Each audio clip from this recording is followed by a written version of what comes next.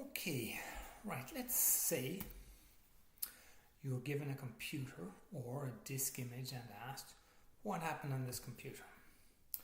Well, if ever you're asked that, you should just say no, because you need more information. You need to know why somebody wants you to examine it. So you need to know, are there keywords you can use? Are there particular files you should be searching for? Are there particular folders you should be searching for? Were there particular times? Why? There must be some reason why this computer is being accessed. And if you talk to people, you should be able to find out why. And that will hugely help your investigation. But say you unwisely happen to say, oh, you want to know what happened on this computer? Okay, no problem. Well, in that event, there are 4 very good artifacts to try to identify recent activity on the computer. And those are link files, Windows shortcuts, prefetch files, index.dat files, and shellbags. So link files are actually, just a quick warning, this one, and this one, in other words, all bar the prefetch, are only created when you use Windows Explorer to examine something. If you if you access files, say using the command line or something like that, these artifacts will not be created. But most people do use Windows Explorer, and therefore, and these are very, very useful artifacts. So whenever you access a file using Explorer, if it's the first time, a link file will be created, and if you access it subsequently, that link file will have its modification time changed.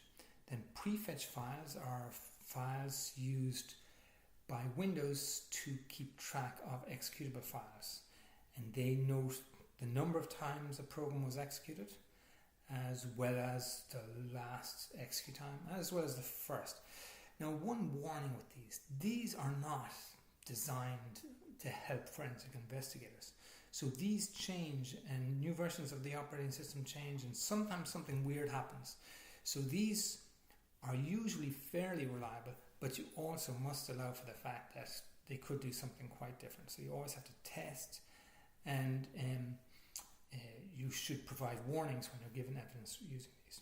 Now, the index.dat files are very interesting. These are actually used for internet history, but it turns out that they are also used for local files, history of local files, and they can tell you how often a file was accessed and when it was accessed, and sometimes they can give a lot of information. They can tell you that somebody accessed such and such a file 50 times, and here are some of the times that they accessed it, which is really very useful in a lot of cases.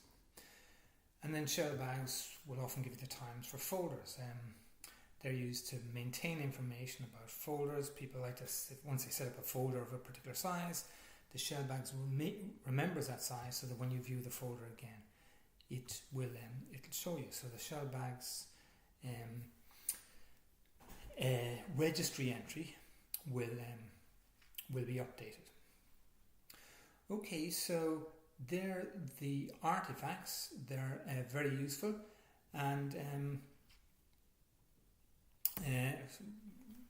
they basically help you with recent activity. So here, this is a summary of what I just said, and I pointed out that they're usually only updated if used with Windows Explorer. That's that, and they clearly show recent activity, so they can give an idea if further investigation is required. So this kind of activity is often useful if people often want to say find somebody who leaked a document, or let's say somebody gave some information to a competitor. So some company, his competitor discovers gets access to some useful information, and they want to know, did it come from their company and was somebody involved in accessing it? So this information is very useful for that. Also, do people maybe download malicious tools to infect somebody? So if you want to know if somebody was doing bad stuff on a computer, these are very useful. How would you view them? Well, oftentimes For the first few, you might try these basic Linux commands. Now these are very basic, but the file command will usually tell you something about a file. It'll try to work out what kind of file it is. Is it a registry file? Is it a shortcut file? Something like that. And strings will display the strings inside the file, the ASCII text usually, and XXD is a hex value. So that's another one.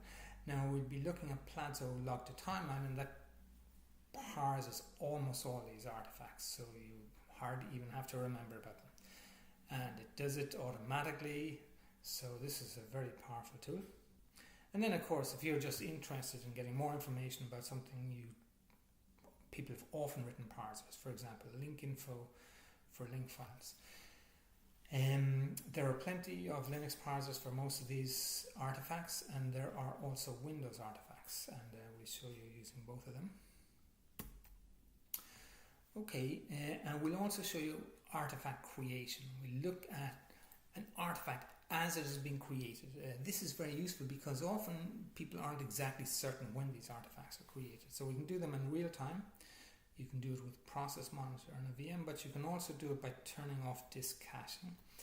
And here what happens is you have your virtual machine disk. So remember, this is really just a file on your host computer, but as far as your virtual machine is concerned, it's the entire disk.